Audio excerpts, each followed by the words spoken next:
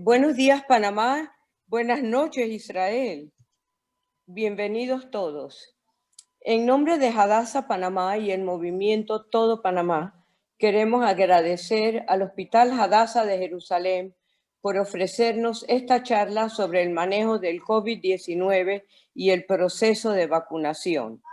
Hadassah Panamá es una organización conformada por hombres y mujeres panameños. Todos somos voluntarios que buscamos ayudar al bienestar y a la salud en Panamá. Desde nuestra incorporación en 2007, como parte de Hadassah Internacional, hemos ofrecido diversos seminarios de salud y hemos traído especialistas para compartir sus experiencias en la sala de emergencias del Hospital Santo Tomás.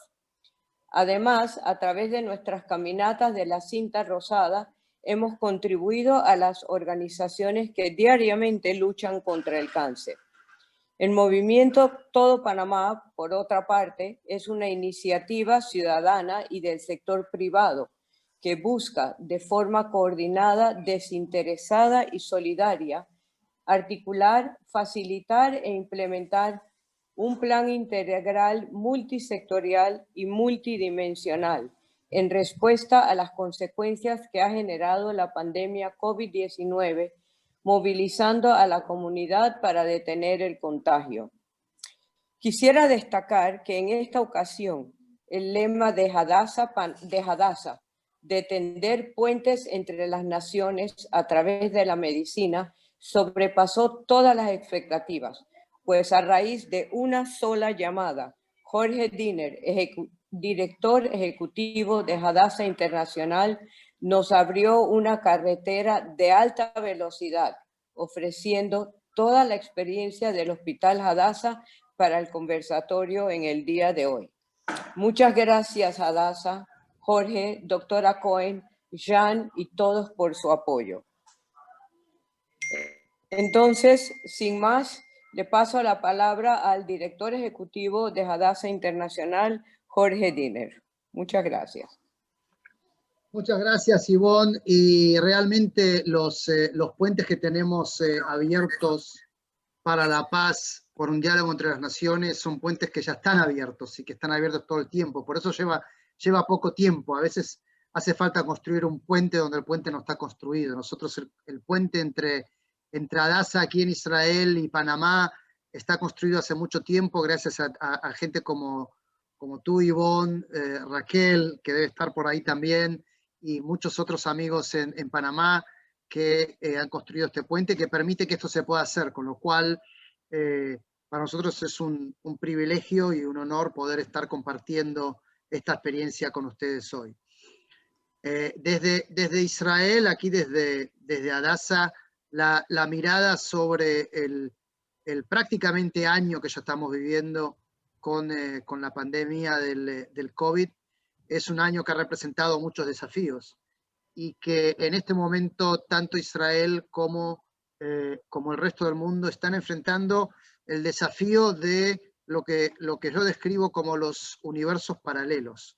El universo paralelo, que significa, por un lado, el camino al final de la pandemia, que es todo un proceso de vacunación y que por un lado es realmente la esperanza que va a permitir que podamos terminar de cierta forma con esta pandemia y retornar a la normalidad o rearmarnos con una nueva normalidad por todos los cambios que han surgido en esta época.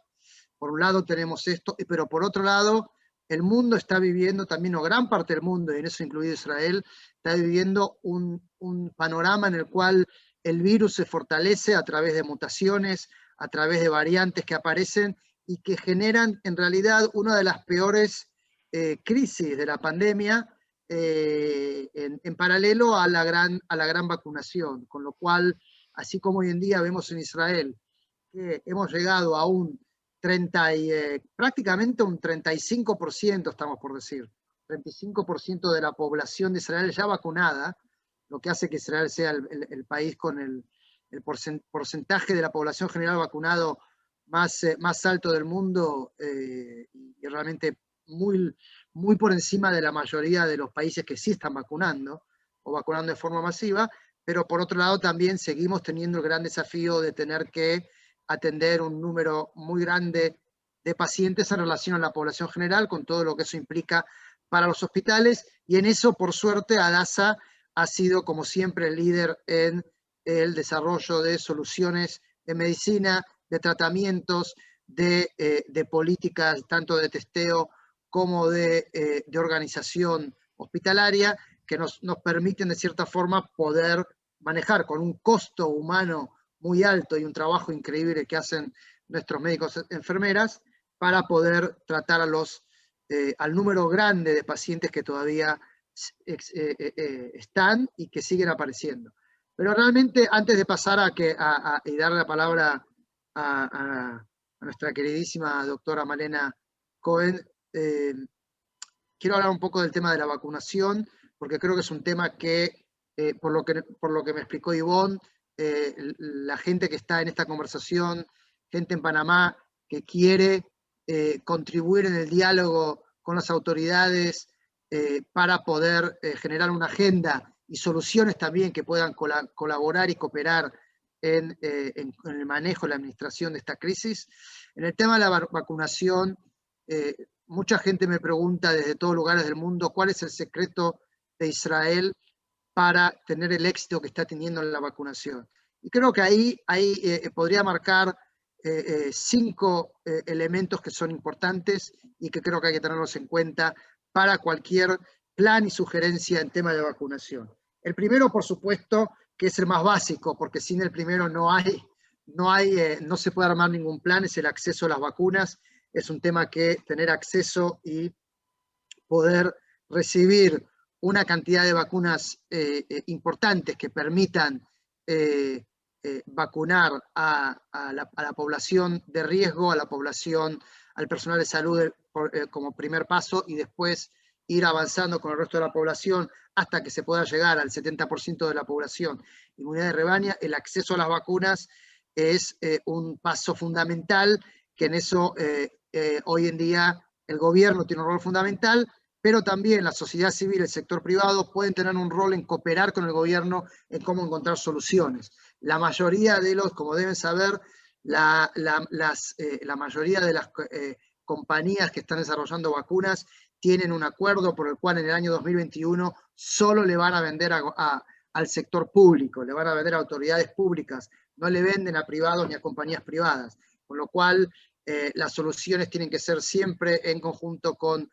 las autoridades, pero también las autoridades, a falta de recursos, pueden apoyarse de determinados sectores de la sociedad que pueden contribuir, que son soluciones que en países como Latinoamérica, que a veces los gobiernos no tienen los recursos necesarios, pueden generar un impacto importante. El segundo punto es el punto de la logística. Hay una logística importante que hay que construir y que no hay que esperar a que lleguen que se consigan 2 millones de vacunas o 3 millones de vacunas para crear la logística.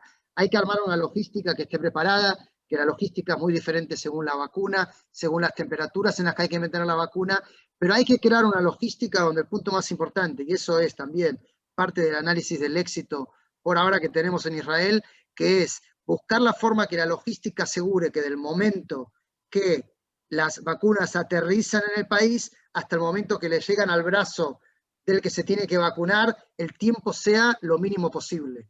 Ese es uno de los puntos más importantes. No puede haber burocracia en el medio. Fíjense, cuando nosotros empezamos a vacunar en Israel, prácticamente las vacunas, y sigue siendo así, vacuna que llegaba, vacuna que se distribuía, vacuna que llegaba, vacuna se distribuía, y el acuerdo inclusive con Pfizer, que es la vacuna principal que está usando, es que la vacuna llega cada cierto tiempo, no llega todo el tiempo, para no tener tampoco que acumular. Está repartido en el tiempo el arribo de las vacunas para distribuir.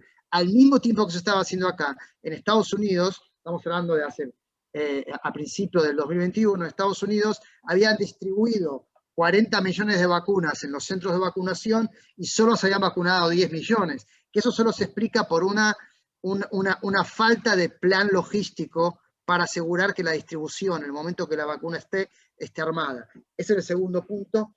El tercer punto tiene que ver con la infraestructura de distribución médica de la vacunación. ¿Eso qué quiere decir? Uno de los modelos importantes que existe en Israel, porque no se inventó para esta crisis, es el modelo de salud pública que existe en Israel, salud pública universal que existe desde hace décadas, que es un sistema que permite que la distribución de los servicios de salud se haga en cada barrio, en cada pequeña ciudad, en cada grandes ciudades, y que entonces el concepto principal fue y es que la gente no tenga que ir a la vacuna, sino que la vacuna vaya a la gente. No porque se le vaya a la gente a vacunar casa por casa, pero para que se le acerque lo más posible a su propia clínica, pequeña clínica que tiene un lugar. Si no la hay, crear un lugar, se habilitar algún lugar donde se puede hacer, y eso es importante. El cuarto punto es el conocimiento de los médicos de saber a quién vacunar, cómo vacunar. De esto también ahora la doctora Malena va a expandir mucho mejor. Qué grupos vacunar, qué grupos no, qué personas, qué tipo de situaciones hay que tener en cuenta. Y el quinto punto, que es quizás uno de los más importantes, es la comunicación social. La comunicación social del tema de la vacunación es crítica para que cualquier país y el mundo en general pueda lograr la inmunidad de rebaño llegando al 70%. La comunicación donde se le dé confianza a la gente de que la vacuna es esencial, de que la vacuna es segura y que es importante que la gente se vacune. Si no, la gente no va a vacunarse. Puede haber estímulos, como después seguramente los va a haber, el que se vacuna tendrá acceso a ciertas cosas, pero tiene que haber un nivel de confianza. En Israel eso empezó también con los líderes del país vacunándose para dar el ejemplo, se siguió también con campañas muy fuertes en los medios mostrando no los beneficios, sino la seguridad de la vacuna, y eso dio una confianza muy grande, por lo cual hoy podemos decir que la gente, el 80% de la gente mayor de 60 años, que tradicionalmente fue el grupo de riesgo más alto, hoy en día ya eso está un poco cuestionado, especialmente a partir de las mutaciones británicas y sudafricana, que empezó también a afectar mucho más a gente más joven, pero en la hipótesis anterior, donde era la versión del COVID, la primera versión de COVID, realmente tener 80% de la gente mayor de 60 años ya vacunada es un éxito enorme, es realmente una prueba de la confianza que se logró transmitir a la población para que se vacunara sin tener miedo a los efectos secundarios, ni tener desconfianza en que la vacuna no vaya a beneficiarlos. Estos 5 puntos son puntos muy importantes. Creo que en esto yo resumo la parte que yo quería presentar desde el punto del armado de un plan de vacunación, el análisis que explica el éxito de la vacunación en Israel, como un modelo no a copiar, pero sí del que hay mucho para aprender. Vamos a tener al final también espacio para preguntas también sobre este tema, pero ahora quiero aprovechar este momento para presentar a nuestra querida doctora Malena, como nosotros la llamamos, quien fue una de las primeras doctoras en todo el país, en Israel, que recibió la vacuna, entre otras cosas.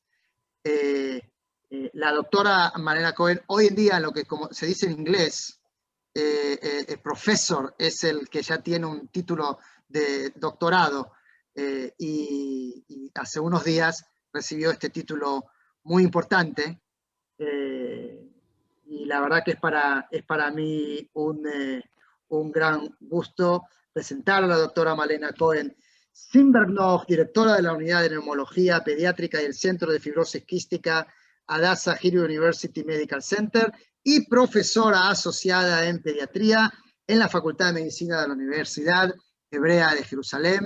Malena, el escenario es tuyo. Bueno, muchas gracias, muy buenos días para ustedes, muy buenas tardes para nosotros acá desde Israel. Gracias por la presentación y gracias por haberme invitado a participar de esta charla de actualización. Voy a tratar de resumir en aproximadamente 20-25 minutos. No sé si me permitieron compartir la pantalla.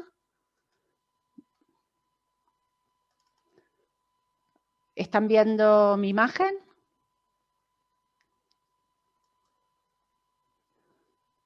Jorge, ¿se ve la imagen mía? Sí, sí, sí, sí. Perfecto. Sí. Bueno, entonces voy a tratar de resumir así como algunos puntos importantes a continuación de lo que Jorge ya hizo un pantallazo general del tema de la vacunación y me gustaría también hablar de la problemática que llamamos hoy en día post-COVID syndrome también. Bueno, mucho se habla del coronavirus, de toda la sintomatología, de toda la variedad que venimos viendo desde principios del año pasado. Se fue avanzando en cuanto al conocimiento, en cuanto a la epidemiología, pero a medida que vamos avanzando, como ocurre en muchas otras enfermedades, nos seguimos preguntando cosas y seguimos cambiando y vamos evolucionando, así como el virus va buscando formas de mutar y de aparecer con cosas nuevas, también así lo estamos haciendo nosotros. Y una de las grandes preguntas a continuación de lo que hablaba Sergio, de lo que hablaba Jorge, es si la vacuna es efectiva, ¿no? Porque la vacuna, se habla mucho de la vacuna. En un principio, cuando se hablaba, estábamos todos como muy apurados en que la vacuna salga y se produzca, y una vez que sí, ya salió al mercado, empezaron los miedos, empezaron las dudas, ¿qué es esa vacuna? Mucha gente empezó a decir, incluso gente del personal médico, es una vacuna que tal vez nos afecte al ADN, nos afecte al material genético, entonces por ahí mejor no recibirla. Bueno, hubo como una serie de preguntas que aún hoy la gente se sigue preguntando, pero por suerte ya avanzados un poco más en el tema, entendemos la comunidad médica y la comunidad en general, que es una vacuna muy segura, es una vacuna de tipo de ARN, que no es un tipo nuevo de vacuna, si bien para el COVID específicamente no la teníamos porque no teníamos la necesidad de tenerla, pero sí este tipo de tecnología, este tipo de vacuna que está hecho con ARN, se conoce ya hace varios años, por lo menos una década, se conoce de otras vacunas que fueron hechas en el pasado y por eso en las últimas fases se pudo avanzar un poco más rápido y de hecho hoy en día ya la tenemos en el mercado. Entonces, lo que ocurre, uno de los temas que ocurre en Israel, una de las grandes preguntas que Jorge contestó algo sobre este tema, ¿por qué en realidad Israel la recibió primera la vacuna? Y hay muchas respuestas para esta pregunta, pero uno de los temas fue que Israel también se comprometió de manera que que esta vacunación realmente iba a avanzar rápido y de hecho se está cumpliendo. Hoy en día estamos hablando de que a un mes y unos días de la primera dosis, comenzamos con la primera dosis el 20 de diciembre, más de 3 millones de personas ya recibieron la primera dosis, que es un número muy, muy importante. Como decíamos antes, más del 30% de la población ya se ha vacunado, pero la pregunta es si es efectiva o no. Y uno de los temas que Israel se compromete de alguna manera también con la empresa, con Pfizer, es de poder brindar resultados de la población, ¿no? Porque hasta este momento, hasta que la vacuna no se lleva al mercado y la gente no se empieza a vacunar, los conocimientos que tenemos y los resultados que tenemos son principalmente de los ensayos clínicos, que se hicieron, si bien en miles de personas, pero no más que eso. Y como había una necesidad de sacarla al mercado y empezar a vacunar a la gente cuanto antes, está la necesidad también, de alguna forma, de tener más resultados, no solo en cuanto a efectividad, sino también, por supuesto, a efectos adversos. Y de esta manera Israel brinda a la empresa, a Pfizer, cada tantos días, nueva información acerca de cuáles son los resultados y si realmente es efectiva o no. Esto es uno de los resultados que vimos hace unos días que fueron publicados y como nosotros sabemos, hubo un plan de vacunación. O sea, estuvo todo antes de que las primeras dosis incluso comiencen a darse a las personas, se hizo un plan en el que se decidió quiénes eran las personas con mayores riesgos y por dónde había que empezar a vacunar a la gente. Y por supuesto, como todos sabemos, incluso hoy en día, la población de riesgo, de mayor riesgo es la población, por supuesto, que está en contacto con la mayor cantidad de pacientes, que somos los médicos, que son todo el personal médico, por lo cual se decide con razón empezar a vacunar al personal médico en los hospitales, en los centros fuera de los hospitales, pero acto seguido se comienza con la población arriba de 60 años, que también es población de riesgo, se continúa bajando en cuanto a la edad, a los poquitos días se empieza a vacunar también a la gente con enfermedades de base que tienen mayor riesgo, diabetes, enfermedades cardiovasculares, obesidad y demás, enfermedades respiratorias, por supuesto, y se empieza a bajar en cuanto a la edad. O sea, si se vacunaba en un principio arriba de 60 años, se sigue por los mayores de 50 años, acto seguido mayores de 40 años, al mismo tiempo se vacuna al personal de maestros, personal docente, y se continúa vacunando al resto de la población. Todavía no hemos terminado, pero sí se podría decir que una gran cantidad de la población ya ha recibido la primera dosis por lo menos. En estos momentos también arriba de los 16 años, entre los 16 y 18 años, con la intención de que puedan los últimos 2 años del secundario regresar a las clases frontales. Pero bueno, uno de los resultados más importantes será ver qué pasa con esta población de riesgo, y hablamos acá de los pacientes arriba de 60 años. Y esto es uno de los gráficos que creo que pueden representar realmente lo que está pasando. Acá abajo hablamos de las fechas: 19 de diciembre, 20 de diciembre fue la primera dosis, que como Jorge decía fue el día que yo me vacuné, el 20 a la mañana, cuando comenzamos con la vacunación. Y acá tenemos por debajo los diferentes días, llegamos hasta prácticamente el día de hoy. Podemos ver en forma muy interesante que a partir de que se da la segunda dosis, que si la primera dosis fue el 20 de diciembre, a las 3 semanas se da la segunda dosis, podemos ver una disminución bastante importante en cuanto a los contagios de las personas arriba de 60 años.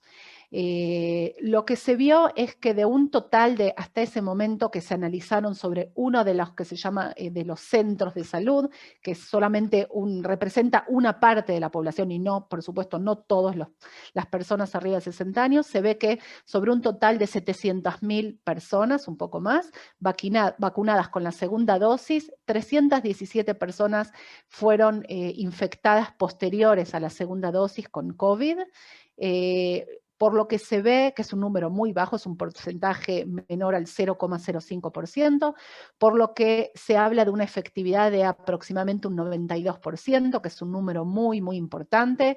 Es prácticamente el número que Pfizer encontró y publica sobre sus ensayos clínicos. Se habla también de que estos 300 y pico de personas, nadie adquirió una enfermedad grave, prácticamente que no hubo internaciones, por lo cual también cuando una persona es vacunada y sí adquiere la infección estando vacunada, probablemente la infección es mucho menor, la carga viral es menor y el cuerpo reacciona con una enfermedad que no es tan grave.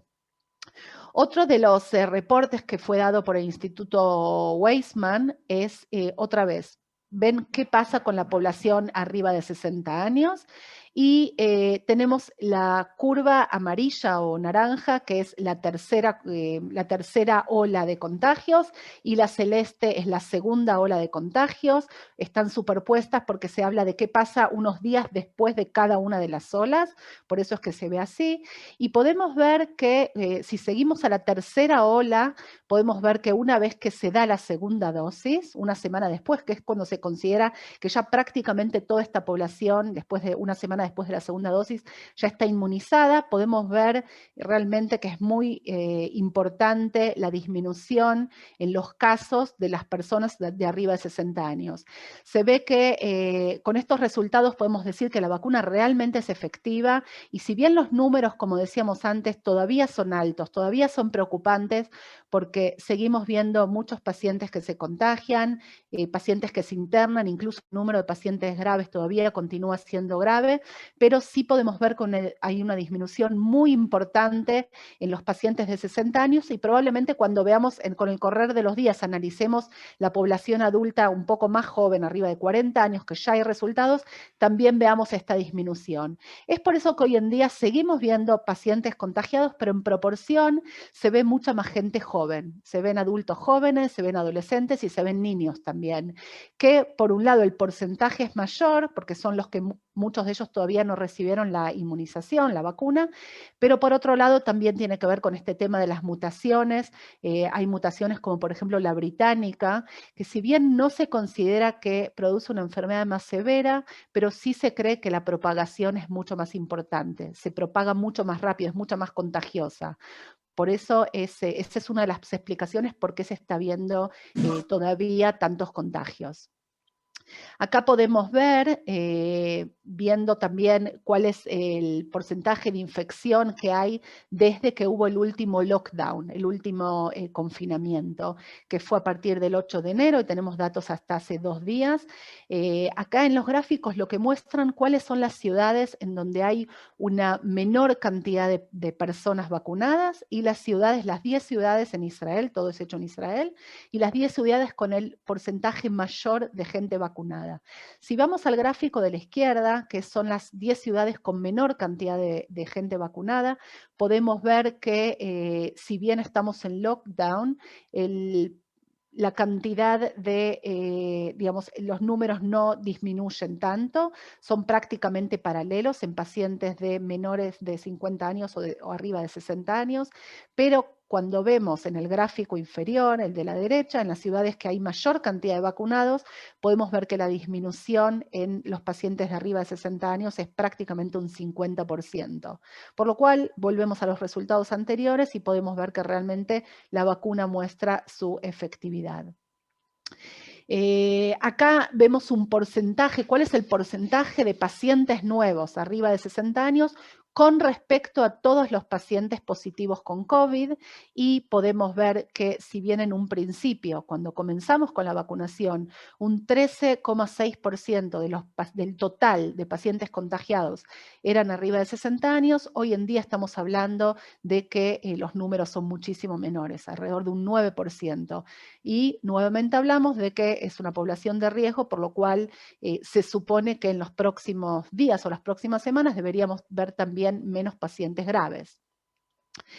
Otra de las preguntas importantes, porque en toda esta pandemia nos seguimos haciendo muchas preguntas y nos seguimos cuestionando cosas, incluso preguntas que nos hacíamos al principio y que eran, obviamente la respuesta era no, como por ejemplo si vacunar a las mujeres embarazadas, la respuesta era no. Con el tiempo se empezó a dudar si sí o no y se empezó a decir, bueno, que tal vez solamente las mujeres embarazadas que tienen riesgo, que tienen alguna enfermedad de base, o mujeres embarazadas que están en contacto, por ejemplo, con personal médico, que conviene contagiarlas, pero las demás no. Hoy en día y en los últimos días se vio, y también se vio en Israel, que lamentablemente las mujeres embarazadas también se contagian, por supuesto, y no solo eso, sino que hubo mujeres embarazadas en Israel en terapia intensiva que lamentablemente tuvieron que el estado no era bueno, incluso tuvieron que adelantar la cesárea y poder salvar por lo menos al bebé, porque no se sabía qué iba a pasar con las mujeres embarazadas.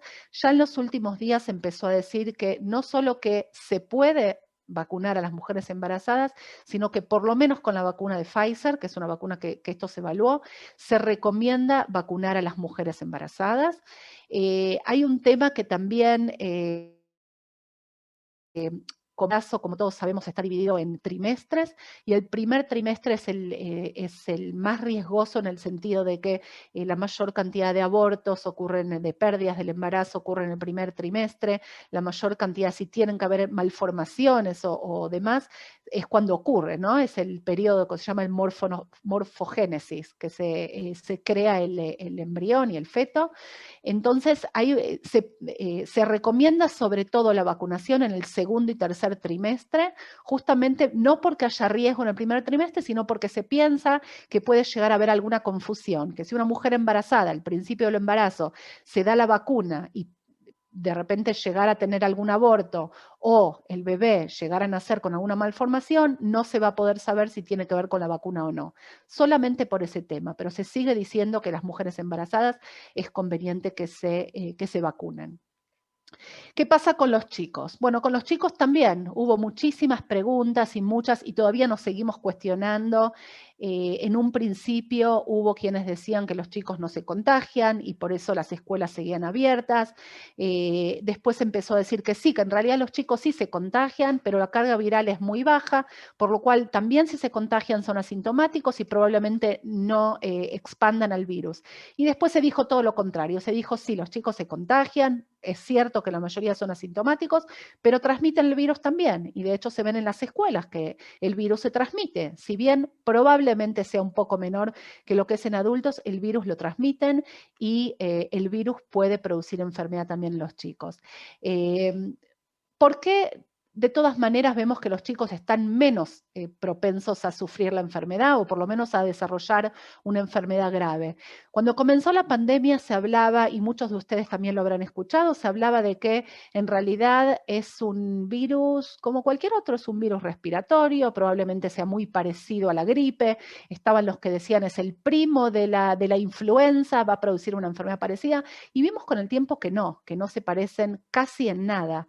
Que la forma de contagio también es por vía respiratoria, pero sabemos que el coronavirus es mucho más contagioso. Y sabemos también que el virus de la gripe se contagia de una manera que produce enfermedad mucho más importante en los chicos, en el sentido de que los síntomas respiratorios y principalmente respiratorios se ven, es muy común verlos. Pero el coronavirus nos siguió sorprendiendo también con eso. De todas maneras sabemos que los chicos se enferman menos. Hay muchas teorías, yo resumí solamente algunas de las que se hablan. Se dice que hay factores ambientales, factores epigenéticos, se habla de que los chicos tienen de por sí tienen las vías respiratorias mucho más sanas, ¿no? Y tienen menor exposición al cigarrillo y menos exposición a la polución ambiental y a químicos y a polutantes industriales, que probablemente, y esto es cierto, que tienen un potencial celular de pulmón regenerativo que es mayor que los adultos, por lo cual tienen más posibilidad de curarse más rápido. Y además de todo, y que esto por supuesto que es verdad, que tienen menos posibilidad de tener enfermedades de base. Es mucho menos frecuente ver chicos con obesidad, con hipertensión arterial, con diabetes, etc. Por lo cual, estas son una de las razones por las cuales se creerían que en realidad los chicos se contagian menos. Pero lamentablemente al corriendo los meses vimos que los chicos se contagian y que los chicos pueden ser asintomáticos, incluso siendo asintomáticos semanas después de haber sido asintomáticos, muchos de ellos ni siquiera con ningún síntoma que podrían llegar a hacernos saber que tuvieron el coronavirus, pueden desarrollar cuadros muy interesantes en el sentido de que no los conocíamos tanto, ¿no? Que es, uno de ellos es una enfermedad que es un estado de hiperinflamación, una reacción inmune del cuerpo, que en su momento también se lo llamó símil Kawasaki, y le pusieron otros nombres diferentes. El más conocido es Multisystemic Inflammatory Syndrome in Children, que prácticamente puede afectar a todos los sistemas. Nos tocó ver en el Hospital Hadassah chicos de todas las edades, incluso adolescentes que llegan en un estado de shock, con náuseas y vómitos y dolor abdominal y alteración en la función hepática y en la función renal, incluso con cuadros parecidos a lo que se llama meningismo y con letargia, con cuadros respiratorios. Prácticamente se podría decir que con un cuadro muy severo multisistémico, afectando a todos los sistemas. En un principio, hasta que empezaron a haber reportes, no se sabía bien de qué se trataba. Sí se encontró en estos casos que había algún tipo de historia, algún familiar con COVID, y cuando se hace la serología, a muchos de ellos se les encuentra anticuerpos, y ahí es cuando se hace la conexión y se ve que es una reacción post-COVID. Un estado, me tocó ver pacientes que llegan a un estado muy, muy severo. Por suerte, bueno, esa es una de las razones también probablemente que me hicieron hace varios años elegir que voy a ser pediatra, así como los chicos pueden llegar muy enfermos, como la mayoría son sin factores de riesgo, sin enfermedades, sin antecedentes de enfermedades, así como se enferman y están muy enfermos, se curan muy rápido, por suerte, y realmente casi que no se ve mortalidad hasta el día de hoy. Se trata en general con inmunoglobulina G, en algunos casos se habla también de corticoides y antibióticos, pero se podría decir que hay prácticamente una recuperación total en la mayoría de los pacientes, por lo menos. Pero lamentablemente los meses fueron avanzando y lo que no tuvimos hasta este momento y tampoco en Israel se veía era realmente terapia intensiva que haya que cerrarla específicamente para pacientes con COVID. La primera terapia intensiva que se abre, y acá pueden ver una foto de una parte del PICU, del ICU pediátrico del Hospital Hadassah, que se abre hace aproximadamente 2 semanas. Lamentablemente tienen que destinar una nueva unidad para internar entre 4 y 6 niños que se internan desde la edad de 10 días hasta la edad de 3 años, en los primeros días, en estados muy graves. Sí hay que aclarar que la mayoría de estos pacientes, solamente uno no, todos los demás son pacientes con enfermedades de base. Todos estos pacientitos con enfermedades incluso cardiológicas y algunos graves, incluso uno que tuvo que ser operado en los primeros 2 meses, que lamentablemente falleció, pero que tenían malformaciones bastante severas. Se murieron con coronavirus. Es difícil decir si se murieron por el COVID o algún otro virus probablemente también los hubiera llevado a estar en un estado grave, por lo cual es difícil decir eso, pero sí hay que tener en cuenta que esto existe y que lamentablemente tienen que, todavía hay pequeños internados con COVID. Ok. Hablando del tratamiento, muy brevemente, porque del tratamiento también se habló mucho desde el principio de la pandemia, se habló de corticoides y se habló de antibióticos y de todo tipo de antivirales, si sirven, si no sirven, se habló de la citromicina, se habló del plaquenil, que es la tratamiento anti-malaria, etc. Yo les voy a contar que luego de todo esto y lo que se está tratando en estos momentos en el Hospital Hadassah, y es el tratamiento aceptado en la mayoría de las unidades a nivel mundial, se sigue tratando a los pacientes con corticoides sistémicos, con dexametasona, generalmente se da a los pacientes que están en estado un poco más avanzado, por lo menos en estado moderado o grave, por supuesto, que son los que desarrollan este estado de hiperinmunidad, por este cytokine storm, esta tormenta de citoquinas. Se les sigue dando el antiinflamatorio por excelencia, el mejor que tenemos, que seguimos contando, se les da, por supuesto, a los pacientes internados y demás. No se ve tanto beneficio en los pacientes no internados o que no necesitan tratamiento respiratorio. El remdesivir, que es un antiviral, se sigue dando para adultos y niños mayores de 12 años, que podría llegar a aumentar, a facilitar la recuperación de los pacientes. Otro de los tratamientos que se da y se da prácticamente de rutina es el tratamiento de anticoagulación. Se da o en forma preventiva o en full dose en pacientes que tienen algún tipo de riesgo cardiovascular. Monoclonal antibodies, que todos conocemos de donantes de anticuerpos, también es uno de los tratamientos que se da.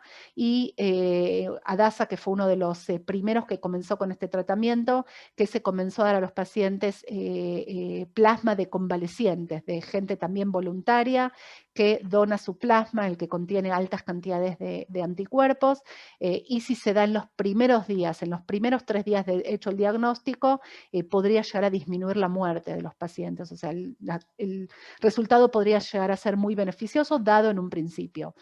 Pero vamos a pasar un poco más adelante y ya en los últimos meses empezamos a ver algo que en un principio ni siquiera lo soñamos, hablar de esto. Ya no hablamos solamente del COVID, sino que ahora hablamos del post-COVID. También los pacientes que salen del cuadro, que salen de terapia intensiva o de internación, o incluso los que no estuvieron internados, incluso pacientes con enfermedad casi diría asintomática, pueden sufrir un alto porcentaje, se hablan que los porcentajes son muy altos, podrían llegar incluso al 40% de pacientes que sufren de lo que hoy denominamos post-COVID syndrome, el COVID a long term, a un término largo, extendido, y lo que decide este post-COVID syndrome es cuando los síntomas siguen más de 12 semanas a partir de que la persona es diagnosticada y que no pueden ser explicados por algún otro diagnóstico. O sea, si una persona a las 3-4 meses tiene una angina o tiene una neumonía o alguna otra manifestación, no necesariamente tiene que ser por COVID, pero si no le encontramos la explicación a otra enfermedad, entonces estamos hablando de que es un post-COVID syndrome. Lo más común es encontrar gente que se sigue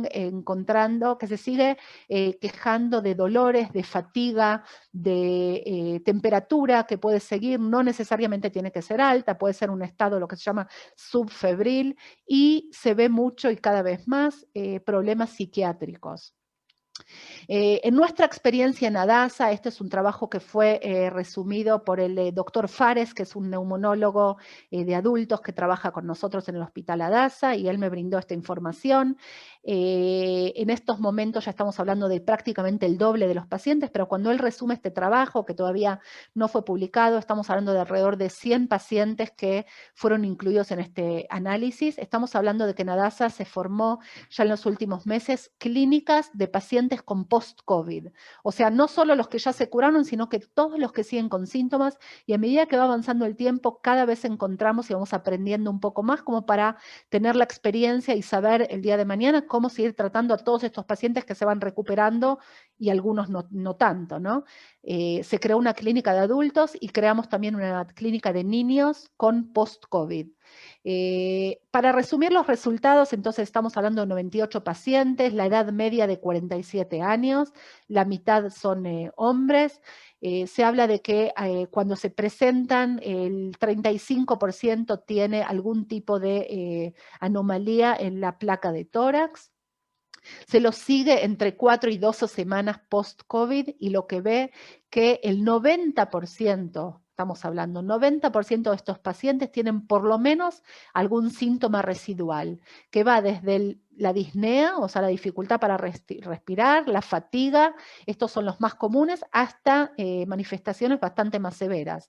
No se ve, y esto es algo interesante de ver, no se ve diferencia en cuanto a los síntomas residuales entre los pacientes que tienen una enfermedad leve, moderada o severa en un principio. Y esto es muy importante tenerlo en cuenta, porque uno piensa, lo lógico sería pensar que el que estuvo más grave, que estuvo en terapia intensiva, probablemente el post-COVID va a ser más complicado. Y lo que ellos ven en este trabajo que no necesariamente es así, que incluso los pacientes con enfermedad leve al principio pueden llegar a tener todos estos síntomas residuales a largo plazo. La función pulmonar se podría decir que es normal, de un 90%. No se ve entre estos tres grupos de pacientes, leve, moderado y grave, que hay diferencia en la función pulmonar varias semanas después. Pero lo que sí se ve que un 18% de estos pacientes tienen todavía meses después placa de tórax anormal y un 14% todavía tiene una tomografía computada anormal. Esos son los síntomas que ellos ven en el trabajo, cuál es la frecuencia de síntomas, se ven síntomas, está dividido en mild, moderate y severe, según el grado de compromiso que hayan tenido los pacientes, y podemos ver que los más comunes, como decíamos, son los síntomas respiratorios, disnea, tos, intolerancia al ejercicio, fatiga, debilidad, etc. Pero algo muy interesante y muy preocupante de ver en los pacientes es todo lo que tiene que ver con la salud mental.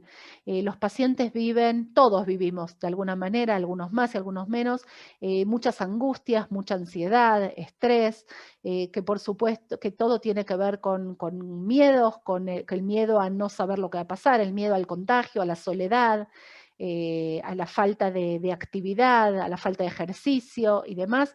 Hay gente que lo afecta más, hay gente que menos, tiene que ver con un tema ambiental, tiene que ver con temas genéticos, etc. Podemos ver que la gente sufre de ansiedad, sufre de dificultad para dormir, que todo esto, por supuesto, a largo plazo y no a tan largo plazo, comienza a afectar a más y a más gente, puede producir PTSD, o sea, el síndrome de post-traumático, lo que es producido por algunas otras manifestaciones, pero también se ve acá. Y bueno, y esto es bastante preocupante porque cuando se ven de cuestionarios de gente, esto es un cuestionario que fue publicado de personas que sobrevivieron al COVID, o sea, personas que fueron curadas, toman 402 personas y les dan cuestionarios y los resultados que ellos ven son cuestionarios que se les hace a la gente un mes después de la hospitalización y lo que se ve que síntomas psiquiátricos sufren principalmente las mujeres. Y otra de las cosas, sobre todo ansiedad y depresión. Se ve también que hay una relación, no solo que se ve en la parte de los cuestionarios, sino que cuando se les hace análisis de sangre, se ve también que hay manifestaciones a nivel de la sangre, o sea, a nivel orgánico esto afecta en los glóbulos blancos, en las plaquetas, y esto tiene que ver con los scores de depresión, de ansiedad en el follow-up de los pacientes. Pero cuando vemos estos números, yo creo que son bastante alarmantes. Pacientes que sufrieron de COVID, el 28% quedan con post-traumatic syndrome, con síntomas de post-trauma, el 30% sufre de depresión, 42% de ansiedad, 20% de trastornos obsesivo-compulsivos y el 40% sufre insomnio. O sea, estamos hablando de ya no del COVID, nos fuimos un poco más adelante, estamos hablando de todo lo que esta pandemia nos está dejando y con lo que vamos a tener que tratar, que ocuparnos probablemente por mucho tiempo más. ¿Por qué hay gente que está más afectada de otra? Bueno, como muchas otras cosas, la misma enfermedad, el mismo virus, a cada persona lo puede afectar de forma diferente, no hay una sola respuesta, tiene que ver con muchos temas. Algunas de las teorías hablan de que algunos tienen una viremia persistente debido a que el cuerpo tal vez no desarrolla los anticuerpos que son necesarios para poder atacar a la enfermedad. Algunos sufren de relapse o de reinfección. Tiene que ver con una respuesta inmune, inflamatoria, con un post-traumático estrés, etc. Por lo cual las causas son multifactoriales, pero sí sabemos que el mismo virus puede afectar de diferente manera a las personas. En nuestra experiencia de Hadassah, esta es una de las fotos sacadas en una de las unidades de terapia intensiva, desde afuera, desde el monitor. Ya estamos hablando del post-COVID. ¿Y por qué hablamos del post-COVID? Porque el post-COVID comienza en Hadassah, en el tratamiento antes de que lleguen al post-COVID. Acá podemos ver a uno de los kinesiólogos, fisioterapeutas especializados, que ya se especializó todo este tiempo lamentablemente, ya tiene mucha experiencia, digo yo lamentablemente, porque bueno, es lo que le toca ver, en terapia intensiva, tratando un paciente, ya sabiendo las consecuencias de que este paciente, si Dios quiere, va a sobrevivir y va a tener que seguir tratándolo después de salir de la terapia intensiva. O sea, estos tratamientos del post-COVID comienzan ya desde la terapia intensiva, por supuesto, cuidándose de todo lo que tiene que ver contagios, cross-infection y demás. Acá podemos ver una de las imágenes, son todas imágenes permitidas por los pacientes. Este es el Centro de Rehabilitación de Hadassah Mount Scopus, en donde cuentan con una tecnología muy, muy avanzada. Podemos ver a un paciente que antes de estar con COVID, una persona mayor, pero antes de estar con COVID era una persona totalmente normal, que caminaba y que se movía, y termina el COVID en donde no se puede prácticamente mover. Estuvo internado varias semanas y cuando se empieza a recuperar esta persona, todavía podemos ver que está conectado a un tubo de oxígeno, pero ya está totalmente alerta y demás, prácticamente que perdió la función de caminar esta persona. Y Hadassah cuenta con una tecnología muy, muy avanzada y podemos ver cómo los fisioterapeutas empiezan a trabajar con estos aparatos que prácticamente mueven las piernas y mueven los brazos por ellos, y a medida que el paciente va avanzando, cada vez le dejan más funciones, más responsabilidad, digamos, como para poder moverse. Y estos son los avances que estamos viendo. Esto para terminar y para contar que el trabajo es muy duro, a veces es desgastante y a pesar de todo podemos ver el buen humor de los fisioterapeutas que siguen preservándonos con fuerza y ayudándonos. Este buen humor es el que nos permite seguir adelante. Bueno, esto es más o menos lo que quise resumir. Por supuesto, si hay preguntas, si hay temas que quieren que aclare, con gusto. Muchas gracias, Malena. Gracias por esta presentación muy clara y muy completa, realmente. Tenemos una pregunta que viene en el chat de David Mizrahi. Si recomendarían vacunar a los pacientes post-COVID y si tenemos estadísticas sobre eso. No hay recomendación de vacunarlos, pero más que nada por un tema de que en principio se quiere vacunar a la gente que no tuvo la enfermedad y no tiene anticuerpos, pero no porque haya una contraindicación. De hecho, sabemos que hay gente que tuvo COVID y probablemente ni se enteró y tiene anticuerpos, y si se va a vacunar no pasa nada. O sea, no está contraindicado, pero en principio las dosis de las vacunas están destinadas a la gente que seguramente no tiene anticuerpos porque no tuvo o probablemente no tenga síntomas. Se habla de que en un futuro cercano se empiece a dar también a gente que tuvo COVID al principio de la pandemia, porque sabemos también que los que estuvieron con COVID hace 10 meses o 12 meses, probablemente hoy en día ya la cantidad de anticuerpos que tengan, si es que les quedaron anticuerpos en el cuerpo, no les alcance como para combatir la enfermedad.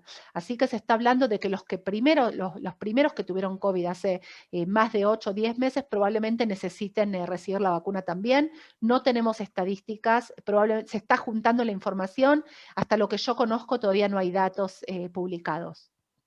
Sí, para agregar, yo creo vuelve un poco a las categorías que yo presenté al principio con tema de vacunación. Esta pregunta tiene dos partes de la respuesta. Una que es la respuesta médico-científica, que es que no hay ningún riesgo, según lo que la ciencia diga, que no nos tome la palabra, y lo que hasta ahora, no hay ningún riesgo en que una persona que tuvo COVID y se curó de COVID se vacune. No hay un riesgo de que, bueno, va a tener muchísimos anticuerpos, entonces va a tener un problema. Con lo cual, desde el punto de vista médico, se puede vacunar. Lo otro es el tema del planeamiento. Desde el punto de vista del planeamiento de una estrategia de vacunación, por más que se pueda vacunar a gente que ya tuvo COVID y tiene algunos anticuerpos, no es el primer grupo de prioridad, en realidad es el último, es la última prioridad. Primero hay que vacunar a toda la población que no está inmunizada de ninguna forma porque no tuvo COVID. Y entonces, eventualmente, el momento que ya esté todo el grupo vacunado, se vacunaría también a la gente de esta edad, pero bueno, todavía ni siquiera Israel, que estamos en el pole position, como se dice en Fórmula 1, se está discutiendo vacunar a la gente que ya estuvo COVID, porque todavía nos queda por vacunar muchos otros grupos también. Gracias. Veo que tenemos muchas preguntas que están viniendo. ¿Tenemos alguna experiencia de la vacunación en embarazadas? Por ejemplo, sí. Alguien que está embarazada y que está trabajando en un hospital, ¿podemos vacunarla? Sí, es lo que yo hablé anteriormente. Embarazadas que están en hospital, que trabajan, que son personal médico, que por alguna razón tienen que acudir y estar en contacto, sí, está recomendado. Y ahora se recomienda, como yo decía, también las embarazadas que no están en contacto. Por lo que decíamos antes, es una vacuna segura y no está contraindicado, sino que además se está recomendando en estos momentos, sí. Bueno, tenemos una pregunta sobre los niños diabéticos. Bueno, lo que está ocurriendo con los niños, están saliendo en los últimos días recomendaciones a qué niños sí vacunar. En un principio la vacuna, por lo menos la de Pfizer, es a partir de los 16 años, la de Moderna es a partir de los 18. Debajo de los 16 años hasta este momento no se vacunaba a los chicos por un tema de que, como cualquier droga y cualquier vacunación, siempre se prueba en adultos sanos, arriba de 18 años. Ese es el método que se utiliza para cualquier droga nueva o vacunación. como la vacuna ya tenía que empezarse, entonces se autoriza en mayores de 16 años. En estos momentos ya la vacuna se está probando en menores de 16 años, a partir de los 10 años. Salió un primer informe en Cincinnati de 100 niños que fueron vacunados con muy buena respuesta, prácticamente sin efectos adversos, muy parecida a la respuesta de los adultos, por lo cual se cree que una vez que la FDA dé la autorización, probablemente en Israel sería ya en los próximos 2 meses, podríamos vacunar a niños. Está la excepción, y la pregunta va, por lo que entiendo, hablando de niños con enfermedades de riesgo, porque sabemos que también en los adultos la diabetes es una enfermedad de riesgo. Hay excepciones. Cuando hay niños con enfermedades de base, se puede autorizar y se autoriza y se recomienda vacunar. Se habla de enfermedades más que nada graves o enfermedades que no están controladas. Por ejemplo, mis pacientes, yo como neumonóloga infantil, pacientes con enfermedades crónicas, yo lo recomiendo, salvo los pacientes que estén en muy buen estado y que yo crea que no haga falta. Pero en general en los pacientes arriba de 10, 12 años con enfermedades de riesgo sí conviene recomendarles. Ok, muchas gracias. Veo que tenemos más preguntas. ¿Cuál es tu opinión sobre la segunda dosis 4 a 6 semanas más tarde, como dijo la OMS? Bueno, todos los estudios están hechos y están probados con 3 semanas, hablando de la vacuna de Pfizer, la de Moderna son 4. Yo creo que acortar el camino y acortar, tratar de, bueno, yo entiendo que viene por un tema de que no hay disponibles vacunas, entonces se dice, bueno, pero si la mayoría de los pacientes o si el 50% de los pacientes desarrollan después de la primera dosis, entonces vamos a estirar la segunda. Lamentablemente no hay estudios que hablen de que la efectividad es muy alta. Corremos el riesgo de que, queriendo abarcar a una mayor cantidad de población, no lleguemos a la vacunación de rebaño y todo este tema se extienda mucho más. Entonces, por querer abarcar a mucha más gente, probablemente estamos cometiendo el error de que no vacunemos a la mayoría de gente y la pandemia no se termine. Esa es la opinión de los expertos, esa es la opinión de Pfizer, de los laboratorios, pero también de los infectólogos que realmente están... se habla mucho de ese tema, ¿no? No hay recomendación por ahora de estirarlo más la segunda dosis. Es más, todavía se empezó a hablar en los últimos días de que probablemente haya que dar una tercera dosis, que todavía no se confirmó, lo que dice que tenemos que cubrir la mayor cantidad de gente con las 2 dosis por lo menos, y no estirar la segunda. Esto es como para completar, esto es como mandar a una batalla, mandar a soldados que son más o menos buenos, con la diferencia de mandar soldados de élite, que los soldados de élite son después de la segunda dosis, dada las 3 semanas. Y cuando estamos hablando de lograr una inmunidad colectiva, lograr una media inmunidad para mucha gente no resuelve, porque en realidad el contagio va a seguir y la gente va a estar inmunizada por muy poco tiempo.